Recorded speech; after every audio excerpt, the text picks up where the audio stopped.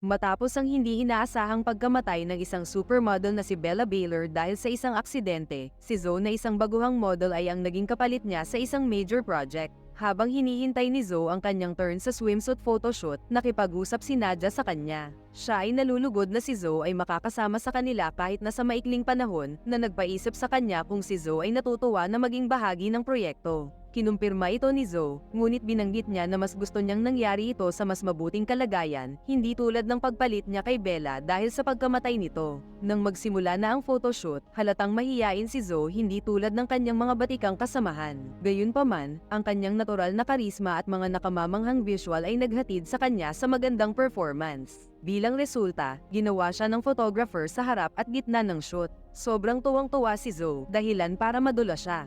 Kasunod ng aksidente, dumating si Zoe na may foot cast sa model house. Sa loob, sinubukan niyang tawagan ng kanyang mga roommates, ngunit walang sumasagot kaya dumiretso na lang siya sa kwarto niya. Biglang sumulpot si Nadia at hinikayat siyang lumipat sa kabilang kwarto. Sinubukan ni Zoe na tumanggi, ngunit ipinaliwanag ni Nadia na hindi niya kayang umakyat sa double deck dahil sa kanyang pilay. Ikinatahimik ito ni Zoe dahil alam niyang may punto siya. Nagpatuloy si Nadia upang ipaalam sa kanya ang direksyon patungo sa kanyang bagong silid. Nang papaalis na si Zoe, binigyan siya ni Nadia ng dagdag na pang-itaas na natanggap niya mula sa isang brand. Nagpasalamat si Zoe at nangako na susubukan ito sa ibang pagkakataon na nagdulot ng ngiti mula kay Nadia. Pagsapit ng gabi, isinuot ito ni Zoe, ngunit sa tingin niya ay hindi niya ito bagay. Salungat sa kanyang opinyon, naniniwala si Nadia na bagay ito sa kanya kaya hiningi niya ang cellphone ni Zoe upang makuha ang kanyang kaakit-akit na hitsura. Maya-maya pa, nagtipon-tipon ang mga babae sa sala. Isa sa mga kilalang modelo na si Trudy ay hiningi ang Instagram account ni Zoe at nalaman na siya ay may pinakamaliit na followers sa kanila. Pinayuhan niya siya na magpakita ng higit na balat sa kanyang mga larawan, ngunit ipinaliwanag ni Zoe na hindi niya magagawa dahil nakatira siya sa Chicago na isang malamig na lugar. Dahil dito, ibinahagi ni Trudy na siya ay nakatira sa New York at kahit umuulan ng nyebe ay hindi siya napipigilan sa pang-teether strap. Pagkatapos magbahagi ng tawa ang lahat, bumalik sila sa sarili nilang kagawian, kaya pakiramdam ni Zoe ay hindi siya belong. Sa hindi inaasahan, bigla siyang nakatanggap ng message request mula sa isang random Instagram user. Tinanggap ni Zoe ang kanyang request na siyang simula ng kanilang pag-uusap. Sa kanilang pag-uusap, pinadalhan siya ng lalaki ng isang video dahil nalaman niyang siya ay mahilig sa science. Ang video ay tungkol sa mating behavior ng mga praying mantis na ikinaintriga ni Zoe. Napansin ni Nadia na nakatutok siya sa kanyang cellphone, kaya naghinala siyang nakikipag-usap si Zoe sa kanyang kasintahan. Tutol sa kanyang mga sinasabi, nilinaw ni Zoe na nagpadala sa kanya ang isang lalaki na kausap niya ng isang video. Hinikayat niya si Nadia na panoorin nila ang video at ipinaliwanag sa kanya na ang isang lalaking praying mantis ay nagpapanggap na patay pagkatapos ng kanilang pakikipagtalik upang maiwasang patayin siya ng babaeng mantis. Para kay Nadia, kakaiba ang magpadala ng ganoong video sa isang babae na kanyang nililigawan. Biglang isang malakas na katok ang nakakuha ng atensyon ni Nadia dahil gusto siyang kausapin ng dati niyang nobyo na si Steven. Dahil ang presensya nito ay nakakaistorbo sa mga babae, napilitan si Nadia na kausapin ito. Ipinahayag ni Steven ang kanyang pag-aalala para kay Nadia dahil hindi niya pinapansin ang kanyang mga text. Bukod dito, hindi niya alam na hindi siya uuwi ngayong gabi. Binigyang diin ni Nadia na bagamat magkasama sila, hindi nito ibig sabihin na kailangan niyang sabihin sa kanya ang lahat. Sa halip na pakinggan ang kanyang mga salita, pinupuri ni Steven ang kanyang hitsura kahit na ang mga maliliit na detalye tulad ng kanyang bagong gupit. Nagulat si Nadia dahil hindi siya binibigyang pansin ni Steven noon at iyon ang dahilan ng kanilang paghihiwalay. Mabilis na isiniwalat ni Steven na palagi niya siyang napapansin at sinusubukan na niyang panatilihin ang bagong bersyon ng kanyang sarili. Gayunpaman, si Nadia ay nananatiling hindi nabibighani at sinisikap na pauwiin siya dahil bawal ang mga lalaki sa kanilang lugar at trabaho. Si Steven ay porsigido na pumasok sa loob ngunit ipinagbabawal siya ni Nadia. Upang kumbinsihin siya, ipinaliwanag ni Nadia sa kanya na ang kanyang katigasan ng ulo ay maaaring magpatanggal sa kanya sa trabaho. Humingi ng paumanhin si Steven para dito, ngunit nakiusap pa rin siya kay Nadia ng second chance at nangakong hindi na niya ilalike ang mga larawan ng ibang babae sa Instagram. Tinanggihan pa rin siya ni Nadia dahil wala pa siyang ganang isalba ngayon ang kanyang relasyon. Hindi gaanong tinanggap ni Steven ang kanyang pagtanggi na nagpapatunay na hindi talaga siya nagbago at sincere. Nang pinaalis na siya ni Nadia, ininsulto ni Steven ang kanyang buhok bago tuluyang umalis. Kalaunan sa kwarto nila, ibinahagi ni Nadia na kasalanan niya ang hindi pagpansin kay Steven na naging dahilan para sundan siya nito sa model house. Inisip ni Trudy na isang stalker si Steven ngunit itinanggi ito ni Nadia. Maya-maya, ang mga babae ay nagpalipas ng gabi sa kanilang jacuzzi tub upang gumawa ng content. Si Sydney ay nagpasimula ng larong Truth or Dare sa pamamagitan ng pagtatanong kay Carla. Sa una ay hindi interesado si Carla ngunit sa pamimilit ni Nadia ay pumayag na siya. Nang piliin niya ang Dare, inutusan siya ni Sydney na makipagtalik kay Trudy. Hindi ito gusto ni Carla dahil iniisip niya na isa itong panloloko sa kanyang nobyo kaya patuloy siyang tumutol. Sinabi ni Nadia na sa halip ay halikan na lang nila ang isa't isa sa pisngi at tinanggap naman ito ni Carla. Gayunpaman, mabilis na inilingon ni Trudy ang kanyang ulo dahilan upang maghalikan sila ni Carla. Dahil sa pagkainis ni Carla ay umalis siya sa tub. Habang nakatambay sa tub, binanggit ni Nadia ang tungkol sa lalaking kumakausap kay Zoe. Naisip niya na baka siya ay nakakatfish, ngunit pinabulaanan ito ni Zoe. Kalaunan, binalak ni Sydney na mag-exercise ngunit ang kanyang rope ay nawawala kaya sinubukan niyang itanong ito kay Carla, ngunit sa halip ay kinutya nito ang kanyang katawan bago sinabing wala dito ang kanyang hinahanap.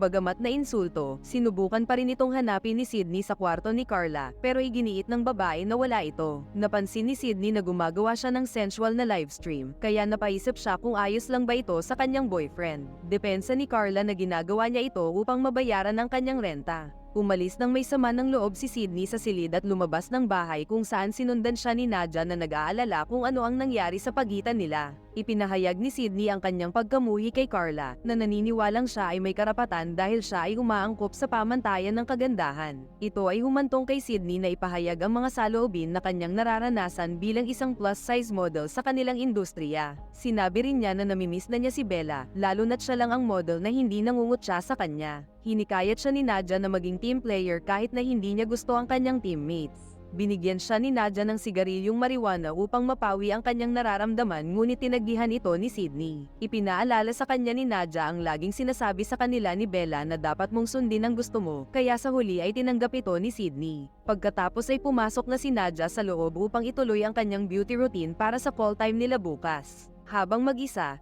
napansin ni Sydney ang pagdating ng sasakyan sa harap ng bahay nila. Sa pag-aakalang isa ito sa mga nobyo ng mga model, nilapitan ito ni Sydney upang malaman kung sino. Biglang isang lalaking nakamaskara na nagngangalang Thomas ang sumulpot sa kanyang likuran at tinutukan siya ng baril. Kinaladkad siya nito sa loob ng bahay para i-hostage ang iba pang mga model. Napansin ni Carla ang kaguluhan sa kanilang sala at sinubukang makatakas. Sa kasamaang palad, isa pang babaeng nakamaskara na nagngangalang Annie ang humarang sa kanyang daan at may dalang baril. Pagkatapos nito, ang mga nanghimasok ay inihanay ang mga model ngunit natuklasan nilang nawawala si Nadia kaya't inutusan ni Annie si Thomas na hanapin siya sa loob. Nang palihim na nakita ni Nadia ang sitwasyon sa sala, agad siyang pumunta sa kwarto upang subukang magtago sa kanyang aparador ngunit nakalimutan niyang kunin ang kanyang telepono. Nang ang kanyang telepono ay nagring, narinig ito ni Thomas at nakuha ang kanyang atensyon. Agad niyang tinignan ng aparador, ngunit wala na si Nadia. Ang hindi niya alam, umakyat sa taas ang babae at sinusubukang panatilihin ang kanyang balanse.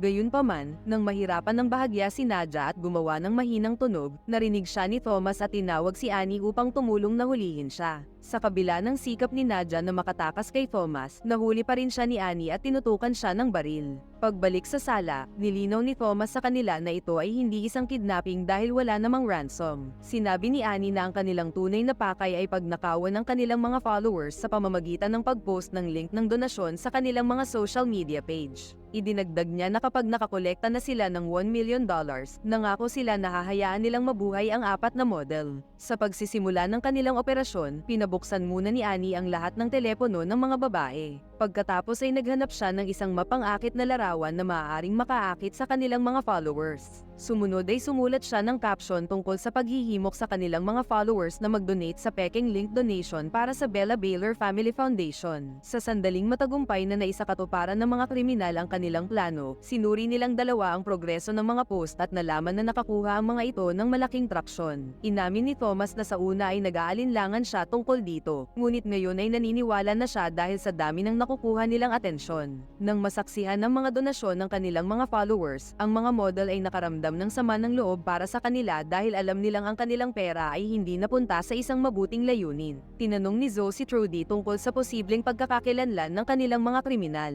Para kay Trudy, naisip niya na maaaring obsessed fan sila. Sa pag-iisip nito, nagtataka si Zoe kung paano nila nalaman ang lokasyon ng bahay dahil nasa liblib silang lugar. Habang sinusubukan nilang alamin ang pagkakakilanlan ng dalawa, nahaharap sina Annie at Thomas sa dilema dahil ang mga numero ay hindi na tumataas, kaya nakaisip sila ng paraan upang mapabilis ito. Inutusan ni Annie ang mga babae na mag-livestream sila, ngunit wala ni isa sa kanila ang sumang-ayon. Pinaalalahanan sila ni Annie na ang kanilang katigasan ng ulo ay makakapagpatagal sa kanilang pagkabihag, kaya nagboluntaryo na si Trudy. Sa kabila ng lakas at kumpiyansa ni Trudy sa pagtanghal ng mga sensual na sayaw, hindi niya nakukuha ang nais na halaga ng mga kriminal.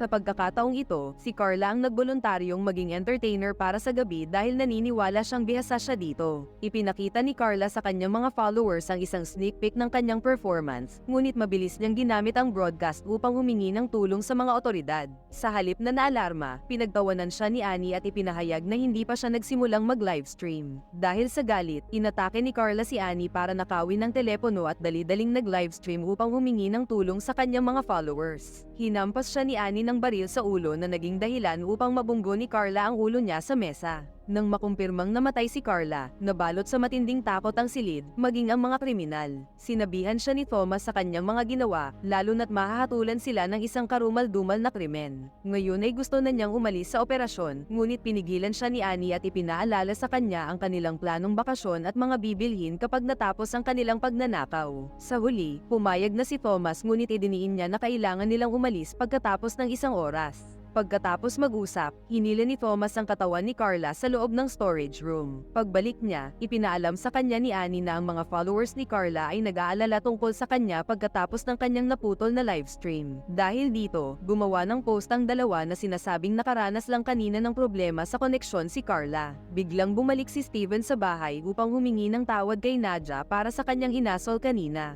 Gayunpaman, dumungaw siya sa bintana at natuklasang tila walang laman ang bahay. Ngunit dahil matigas ang ulo niya, pumunta si Steven sa pinto at tuloy-tuloy na pinindot ang doorbell. Inalis ni Thomas ang kanyang maskara upang hindi maging kaina-hinala kapag haharapin niya si Steven. Sa pagbukas ng pinto, masayang binati ni Steven si Thomas at hiniling na makausap si Nadja. Sinabi sa kanya ni Thomas na ang taong nagngangalang Nadja ay hindi nakatira sa bahay at pinalabas niya na nagkakamali si Steven ng napuntahan. Gayunpaman, sinubukan ni Steven na pumasok ngunit hinarangan ni Thomas ang kanyang daan. Sa huli ay umalis si Steven, ngunit nagtataka siya kung bakit may lalaki sa loob dahil sinabi sa kanya ni Nadja na bawal sila doon. Sa makatuwid, nag-iwan siya ng voice message kay Nadja na nagpapaalam sa kanya tungkol sa lalaki kanina. Hindi pa nakontento si Steven sa mga nangyari, kaya pumunta siya sa bintana ng kusina ng bahay para maghanap ng mga sagot. Dito ay nadiskubre niya ang mga nakagapos na babae sa kusina na ikinaalarma niya. Sinubukan niyang makipag-ugnayan sa pulisya, ngunit si Thomas na may baril ay biglang lumitaw. Mabilis na umatake si Steven at matagumpay niyang nasupil at nakuha ang baril ni Thomas. Ngayong nahuli na niya si Thomas, binalaan niya si Annie na babarilin niya siya kapag gumawa siya ng hindi magandang aksyon. Sumuko si Annie, kaya inutusan siya ni Steven na pakawalan ang mga model. Habang pinapakawalan ni Annie ang mga babae, isang malakas na putok ng baril ang umalingaw-ngaw sa loob ng silid, at ang katawan ni Steven ay bumagsak sa sahig.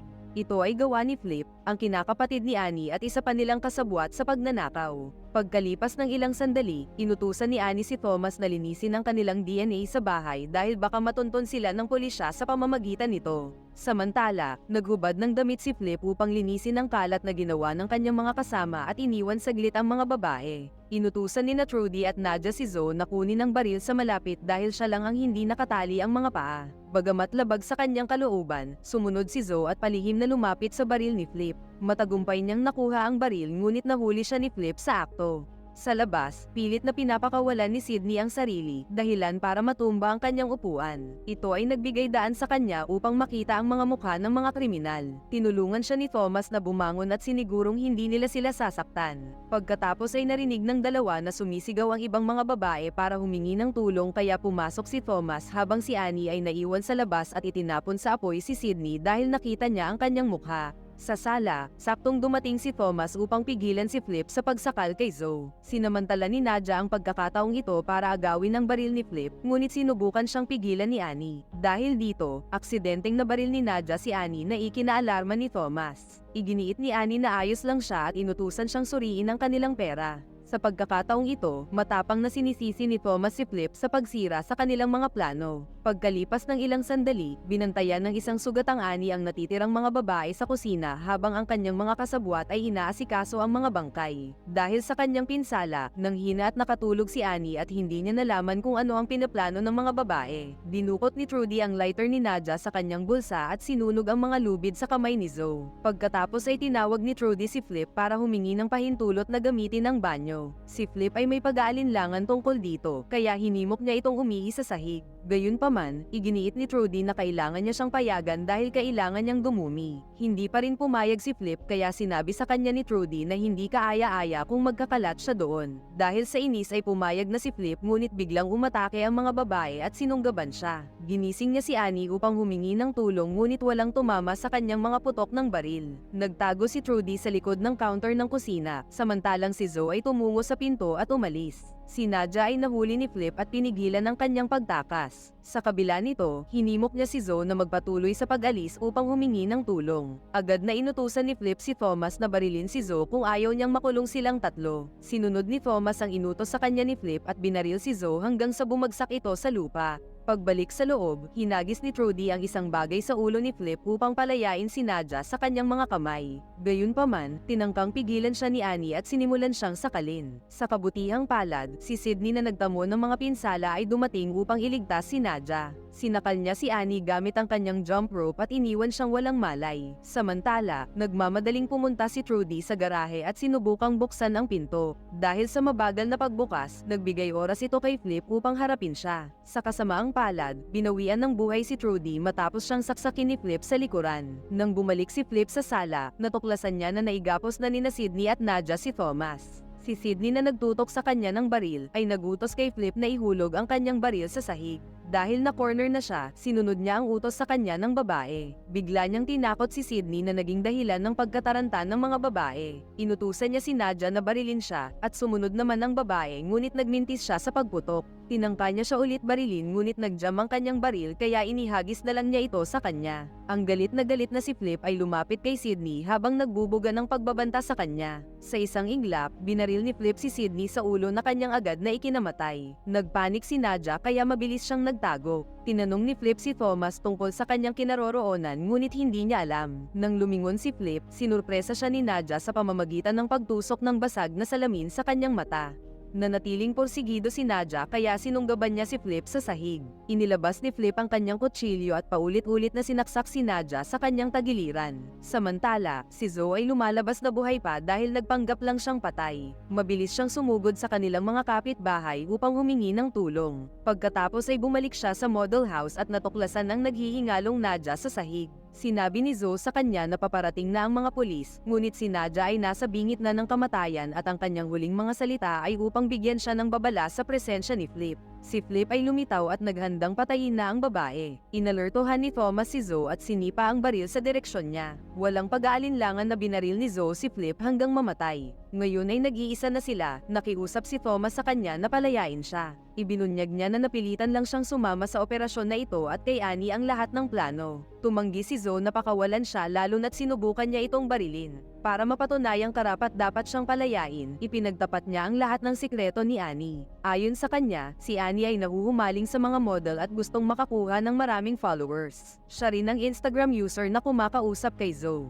Ang link sa video na pinanood ni Zoe ay nagbigay daan kay Annie na malaman ang kanilang lokasyon. Nang malaman ito, si Zoe ay nagalit at gustong wakasan ang buhay ni Annie. Sinubukan siyang pigilan ni Thomas dahil naniniwala siyang patay na ang kanyang kasintahan. Gayunpaman, gustong malaman ni Zoe kung nasaan ang kanyang katawan kaya sinabi ni Thomas sa kanya na nasa hallway ito. Nilapitan ni Zoe ang katawan ni Annie, ngunit sa huli ay nagpasya siyang ihulog ang baril. Sa sandaling iyon, dumating ang mga otoridad at humarap sa kanila si Zoe. Pumasok ang mga opisyal sa tirahan upang simulan ng kanilang investigasyon. Lingid sa kanilang kaalaman, buhay pa pala si Annie at mabilis na tumakas sa pinangyarihan ng krimen. Maraming salamat sa panunood. Sana ay nagustuhan mo ang pelikulang ito. Huwag kalimutang mag-like at subscribe, pati na rin ang notification bell para updated ka sa mga bagong upload.